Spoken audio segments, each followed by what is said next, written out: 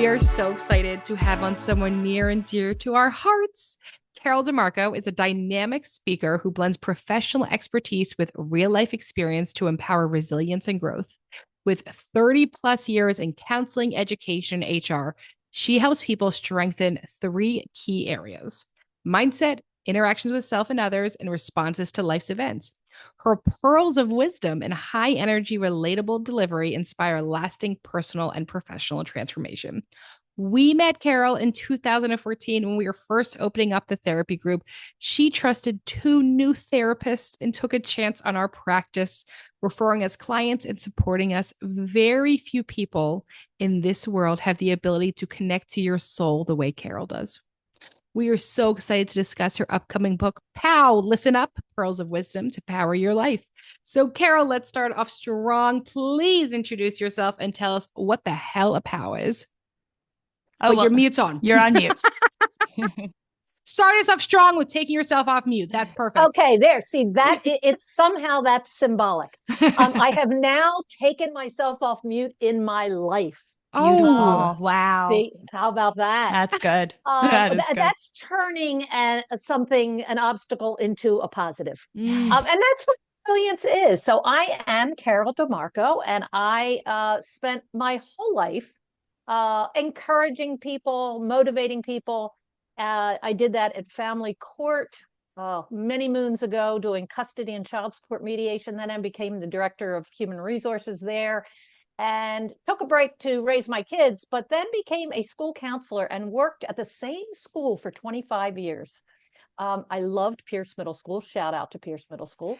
And I would shepherd kids from sixth grade when they got there till they went to high school. I would have them and I would help them learn, them and their families, their parents. I worked a lot with parents, helping them learn how to manage life. Did a lot of work on communication skills, problem solving skills, but resilience has always been my jam. I think resilience is the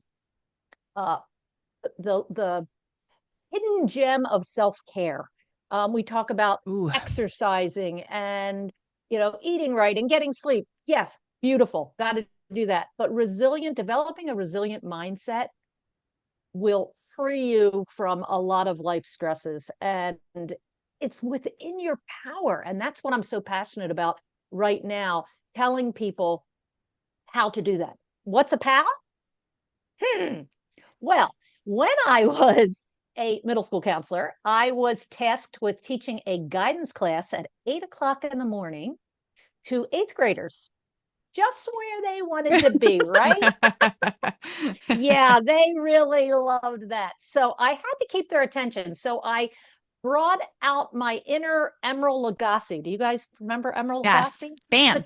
The chef. Yeah. Bam. Kick it up a notch. Well, I changed that to POW, listen up.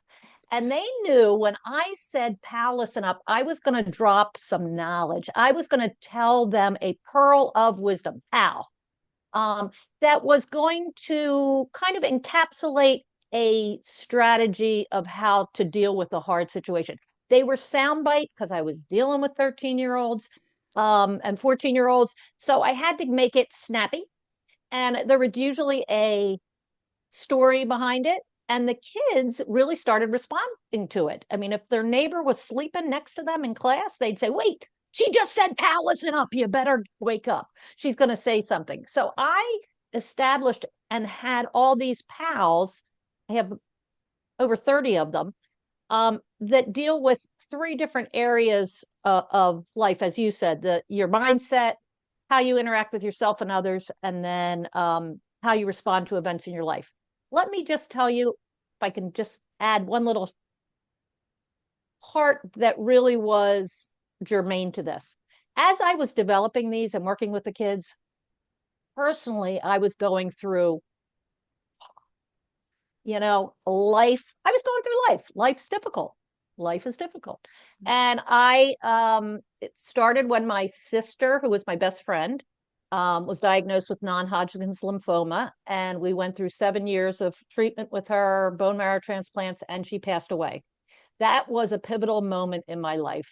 And it was a time where I started realizing how do I get through this? How do I get through this? And I did. I grew from it. I made it through, and I was like, yes. And then my husband of 20 years said, I'm gonna leave. Um, okay. I did Janice, my sister dying. I could do this. And all through this, I'm teaching kids how to be resilient, remember? So I'm teaching them, but I'm teaching myself. And then my youngest, who suffers from OCD through the divorce, really had a difficult time. And what was difficult? So another thing we had to get through. Well, we did it. And so I think my older daughter must have been just waiting her turn. So she ended up coming to me a couple years later and saying, I think I need to go to rehab. She was addicted to Adderall and alcohol. And any of you out there who have had the task of helping your child through addiction, you need to bring out all your resiliency skills. But we did it. She is now 10 years sober. Yay. But then a year later, I was diagnosed with stage 3C breast cancer. And I was like, okay, higher power, let's take a break. Right. But I say all this to say, not for pity, but to say, I've been through the trenches, and I have been able to develop these pearls of wisdom and try them out as we went along. And so now in retirement, I realized I'm not ready to stop motivating people. And actually, I have more time now. So I almost finished my book, and I've been doing motivational speaking gigs. I just spoke to a university women's basketball team about resilience. I have a calling now. It's almost like it all makes sense now. Yeah. This is why I went through this, so that I can now pass along this knowledge and possibly wisdom. I don't know. Plus, I love a microphone, if you can't tell. Same, babe. Same. You and I are kindred souls. Yeah, you are. Well, we knew we were kindred souls from the minute we met. I mean, it was just like, so this all just came together when I was at a wellness retreat, and I'm sitting looking at a pond with duck swans on it. It was like it was a moment. The sun was shining, and I was like, I've got to do this. And so I'm doing it. Carol, how about that? You know, and just how you've spoken about all of the things that you have gotten through, I think it gives such a backing to these pearls of wisdom that you have used them, you know, in real time in your own life. When you were hit over and over and over again with things that were completely out of your control. And resilience is such an important thing to have these pearls of wisdom, to develop that resilience during those times when things are so out of your control. Right. And I would have loved if, when I was in middle school, you were teaching me. I mean, I would have 1,000% perked up, listened to you. You're just so engaging. I tried to make it fun. Tried to make it fun. And, you know, now I'm reconnecting with some of my students, you know, on Facebook and things now that I can, that I'm not there. And parents. I will tell you that I went back to see my seniors, even though I was retired. The class that was the seniors did a walkthrough, and just in June. And I was waiting for the kids to come from Henderson, and a parent was sitting outside, and she said, Mrs. DeMarco, oh my God, I used one of your POWs this morning. She said, I said, which one? And she was like, nervous sighted is normal. And I'm like, tell me, what happened? And she goes, yeah, you know, my son had told me about that, so we've used it for years. And I'm like, Okay, wait. So then obviously you have a book coming out. We're super excited about it. But like, come on, you got to give us a little preview. Like, we want a few pals. Like, Give us in some this, POWs. listen, I'm going through some shit. Let me tell you this, right? As you know, I'm postpartum for my second kid. The world is on fire. It doesn't feel like we have enough love in this world, right? Like all this stuff. I personally need a few pals right now. Could you give me a few? Yes, I will give you a few. Yes, thank you. Well, let me just tell you nervous-sighted is normal really quick, because that's one that people really like. Okay, wait, let me say nervous-sighted is normal? Nervous-sighted is a word I made up because I'm allowed to do that. I love it. Of I course. like I don't know. I was like, I missed that one in school. Okay, good. Yeah. Nervous-sighted Well, is I've used it for 25 years now at Pierce, so there is a whole generation of kids and people out there who are using nervous-sighted. We got to get it into the dictionary. Yes, we do. I used to talk to the kids about when they came into sixth grade. I wouldn't talk about them. I would talk about their cousins or their brothers or sisters who were starting kindergarten. They could talk about them. And I would say, how are they feeling? And we'd make a list. Every single time I made this list, nervous and excited were on there. So I said, okay, this is universal. Nervous and excited, nervous and excited. That's, and I would ask, well, why are they nervous? Why are they excited? Blah, blah, blah. They would then say, I'd say, else is feeling like that. And they were like, maybe us.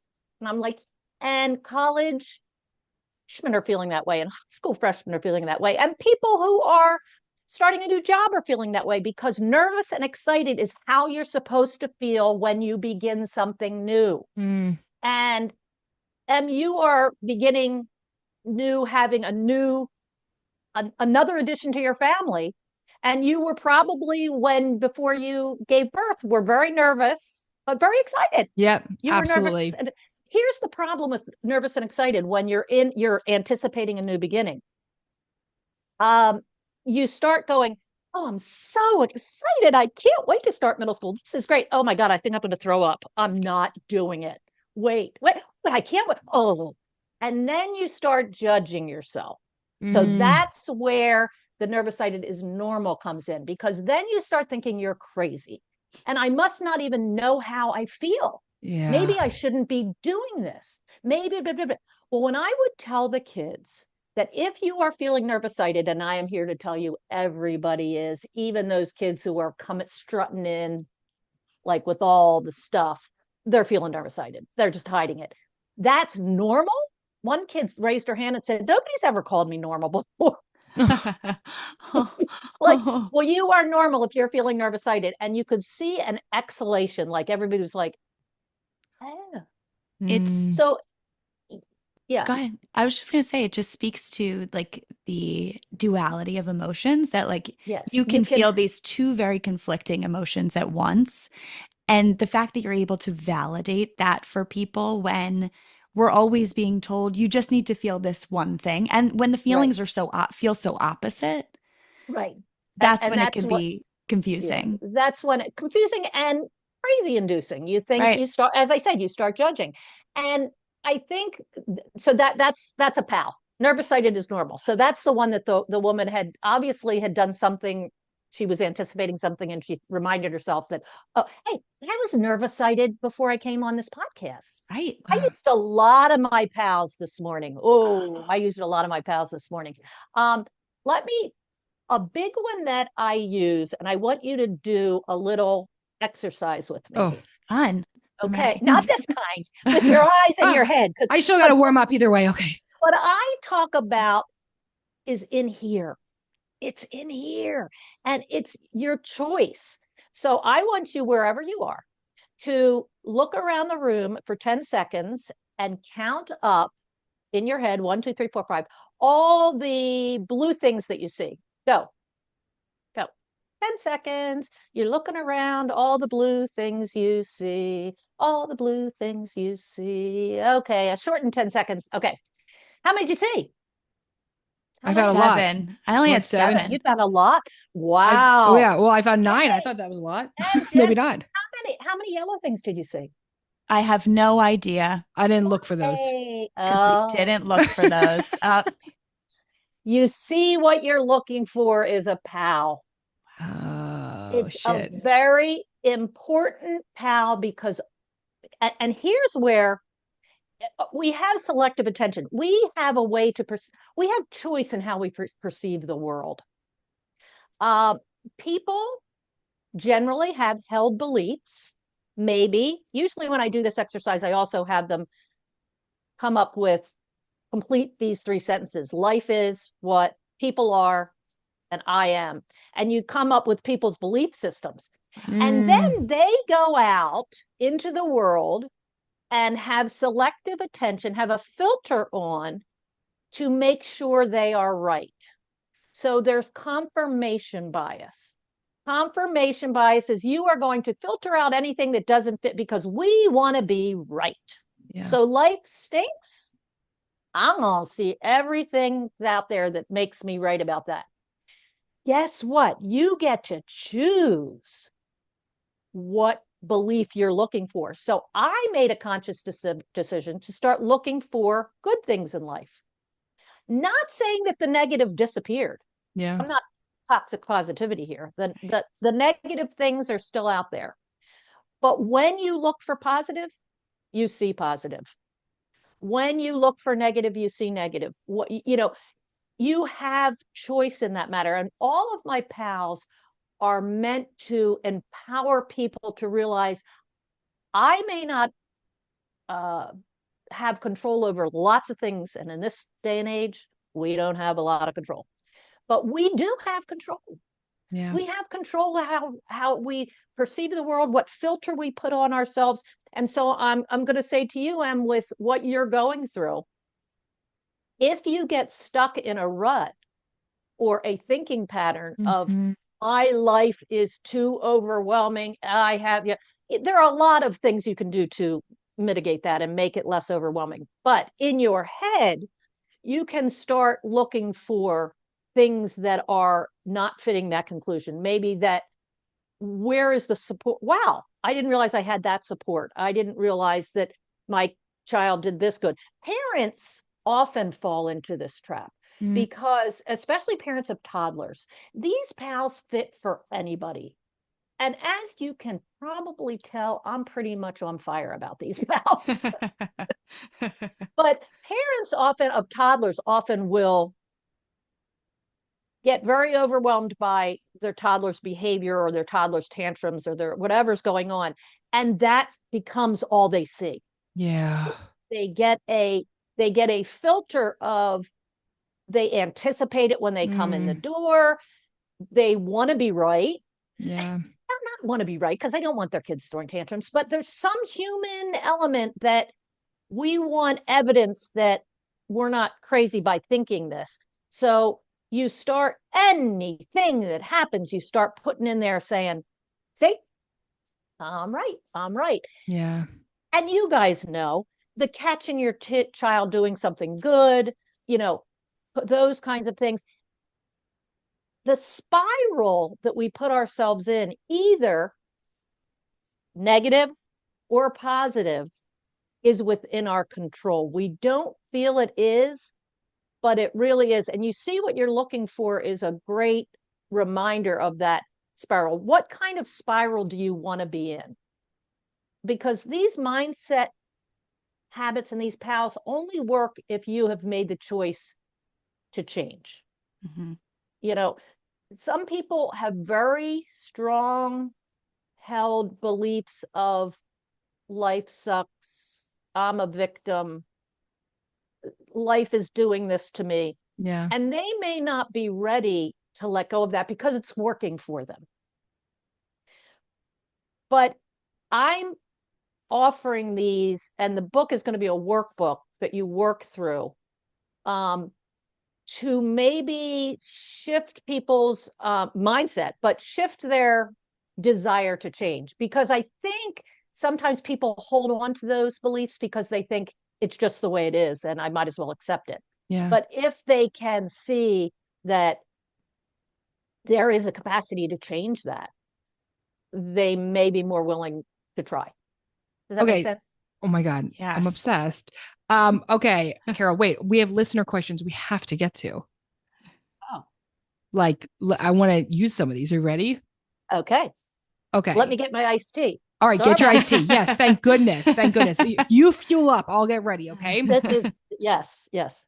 So someone had this great question. So if we're in the middle of a storm, how can we manage our emotions without shutting down or spiraling? What POW do you have for that? Respond, don't react. Respond, and I have to say, you will see that some of these I did not make up. I have just put together a compendium of them. You might say, I've heard that before. But in a moment, you need that, right? In a moment of Right. crisis, I can't be making up new shit. I got to have a few things You in my need like folder. you need a I need my quick toolbox right there. Yeah. I mean, look, I have 30 of them. I Wow. mean, they're, and I use them all the time. Respond, don't react. So you're in the middle of a crisis. First of all, you will have emotions. When I got the diagnosis that I had breast cancer, after I had a very strange reaction, and probably shows that I'm a little codependent, I asked the doctor who called me if she was okay, because this must have been a very difficult. Oh my God, that is No, you didn't. so Yeah, I did. And That is the was most like, female. telling. That is the most Yes. female thing I've ever fucking Yes. heard. Like and also like such a helper, right? Female helper thing to respond Of as. course you Just And want to she make was sure you're okay. yeah. And she was like, that's not the point here. I just told you have cancer. And I was like, oh, yeah. You're like, but- yeah, but back to you. I know.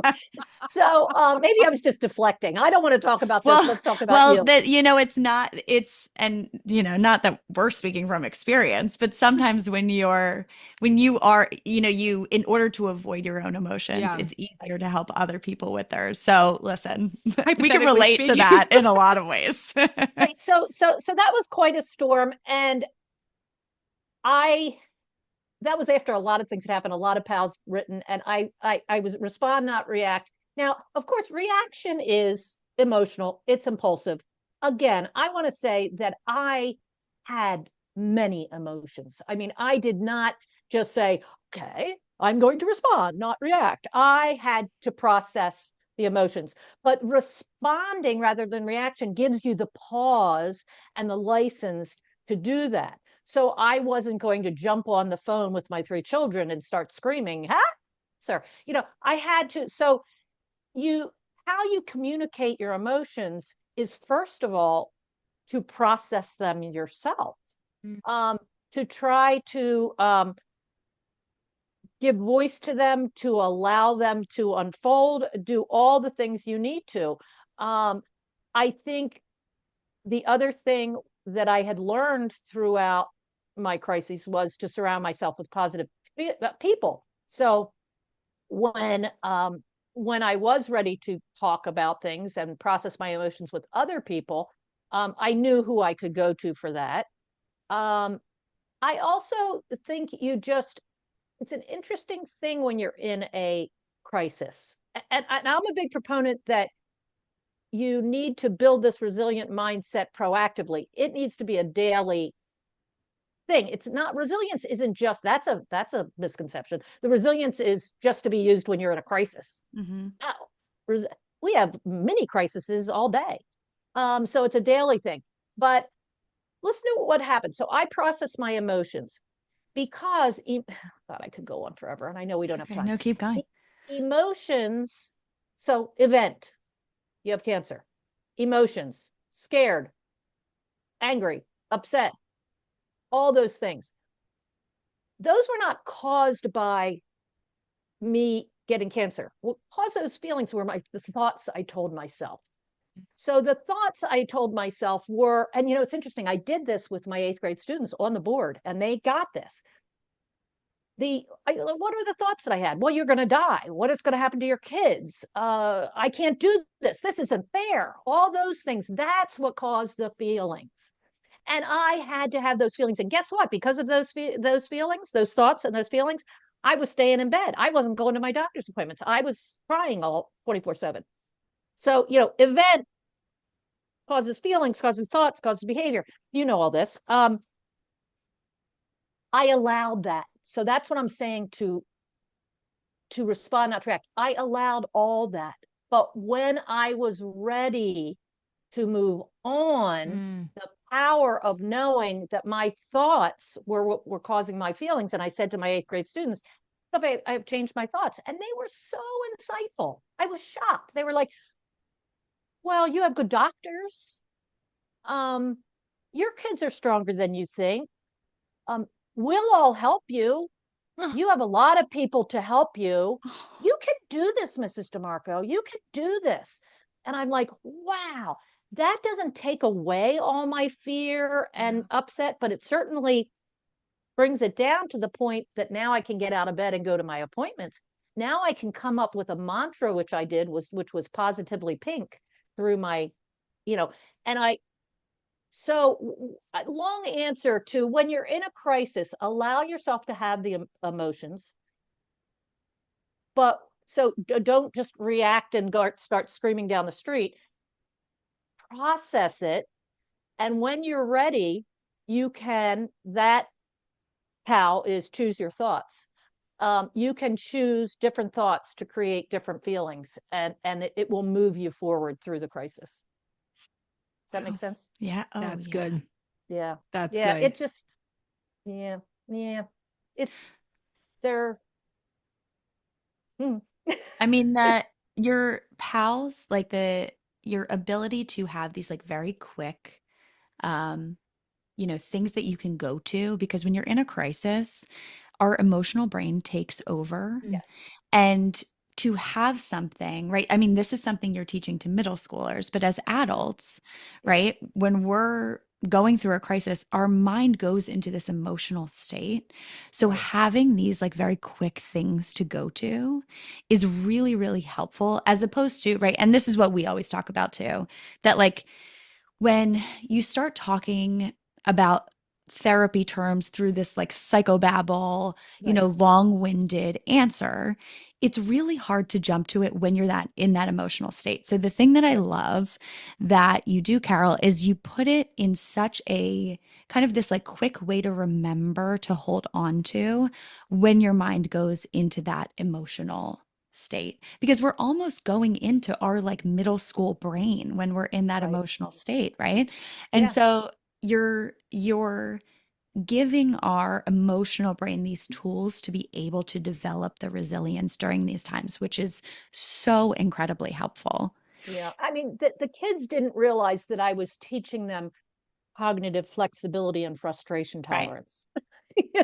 That's what is behind all of these. Right. And that's where my, psychology background came in. And I kind of, because I had been working for so many years with kids and taking it down to their level, I didn't realize until I put them all down that, these fit into, this is how the first part of Pearls of Wisdom on mindset and how you perceive the world is all cognitive flexibility. Yeah. It's like, but they loved choose your thoughts, has a lot of different POWs with it. One is pick the flowers, not the weeds, those are things. But activating your anteater. I had an anteater in my office because ants are automatic negative thoughts. Yes. So they knew that when they were starting to feel, and they would come to my office and they would say, this is, and I just pick up the anteater and they're like, oh, I'm having automatic negative thoughts, aren't I? I'm like, yes. And let's take my whiteboard out and put them all down on the whiteboard.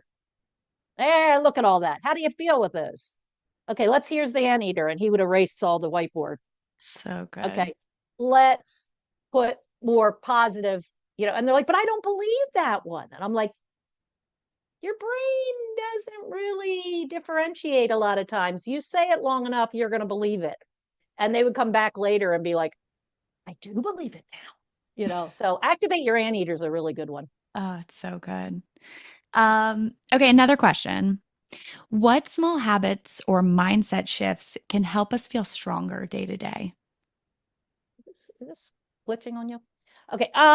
Small set shifts. One, okay, I haven't talked about, but is big. Grow your gratitude. Grow your gratitude. Gratitude has been shown to improve mental health, physical health, just a sense of well-being. getting into a space where you are grateful for, and I'm not talking for my family, my friends, my health. I'm talking about, I am so grateful that I have a car and I can get around. I'm so grateful that, I have a computer that I can do this with you on. I'm grateful I have 2 legs that I can walk. Just being grateful. That's one of those things with this. You see what you're looking for. You look for things to be grateful about. Just spend an hour doing that. Yeah. Everything that, and you will start going, my God, I'm just sitting here looking over at my family room. It's awfully nice TV I have. Wow, aren't I lucky? I see my boyfriend of 17 years over there. So lucky that he's in my life. Wow. Having that base of gratitude leads into another POW. Fill up your emotional bank account. So if you picture a piggy bank with the stopper at the bottom, and you want to be with gratitude, with all the joyful things that happen in your life, put those in there. Fill up that bank account, that piggy bank, because the stopper comes out at times that you don't want it to, and it robs you of all your feelings of well-being. But if you have filled that piggy bank up to the brim, you've got some reserve in there when the bad things happen.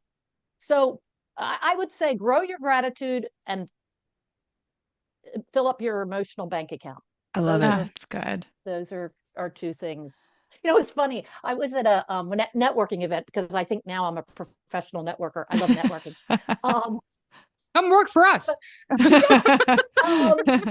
And some woman was sitting behind me, watching me listen to the people who were saying all of this kind of stuff. And at the break, she said, "You're a very positive person." And I said, "Okay, how do you know that?" She goes, "I can just tell for your body language and you're shaking. So you probably don't realize it, but you've been mumbling things, saying things." And I just, because they were saying my POWs, and I really could, she goes, "Can you tell me how you have done that?" And I was like fumbling with my words, because I'm pretty annoying. I walk around like this a lot, saying I'm superhuman. I have my downtimes. I have downtimes, but I know how to get out of them. And I take the downtimes and all the crap I've been through, and I've looked for the lessons. That's another one. Look for the lessons.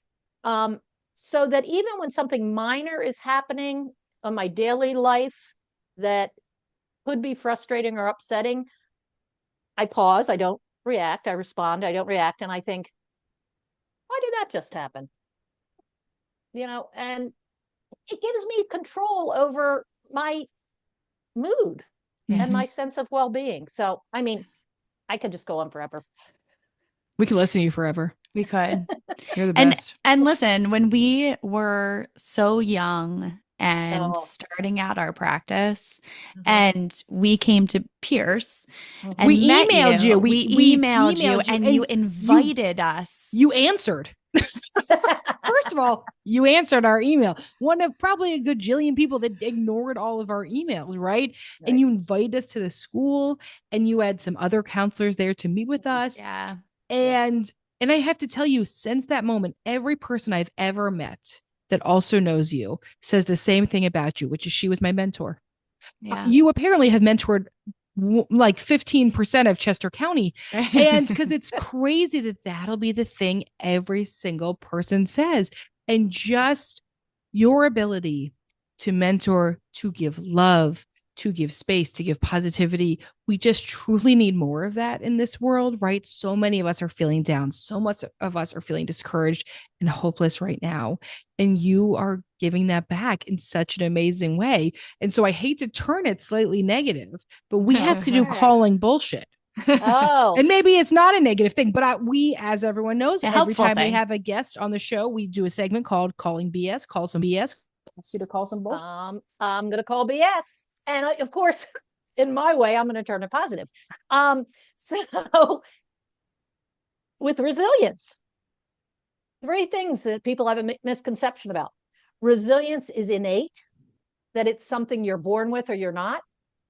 And now you grow your resiliency muscles. You can learn how to be resilient. Our brains are neuroplasticity of our brains. You can change your neural pathways by doing these POWs and by changing your thought patterns. Resilience, some people who are resilient just discount emotions. They're just this toxic positivity. They're Pollyanna. No. To be resilient, you have to feel this whole spectrum of emotions and realize one of the big things about resilience is accepting that life is difficult. I think this is why young people can't build the resiliency muscles, because they're still thinking, no, life is supposed to be wonderful all the time. No, life is difficult. So, no, when you're resilient, you can have negative emotions and positive emotions. Third big one, and I have a POW about this, go figure. You have to be resilient. You don't ask for help. You do it alone. No, the most resilient people, and you will find that when you see people on websites or in real life speaking, they will always tell you how they have reached out. They took that leap to reach out, and that one thing that they learned for sure is you don't suffer in silence, and that's the POW. Don't suffer in silence. So to be resilient, you can learn it. It's not innate. You can feel all the emotions, and you can ask for help and should if you need it. Carol, There you go. unbelievable. I, Yeah. first of all, can't thank you enough for helping us throughout the years. Like, you have Yeah. just been so wonderful to us, and we really appreciate you. And secondly, thank you for coming on Shrink Chicks. Like, these pals have really been valuable to us, and I assume valuable to our listeners. So, can you tell everyone where they can find you? Well, interestingly, I have an Instagram account where I talk about my pals. Yesterday, I was talking about ants. So I don't yet have a schedule, but probably once a week I go on and just 2 minutes of throwing out a pal.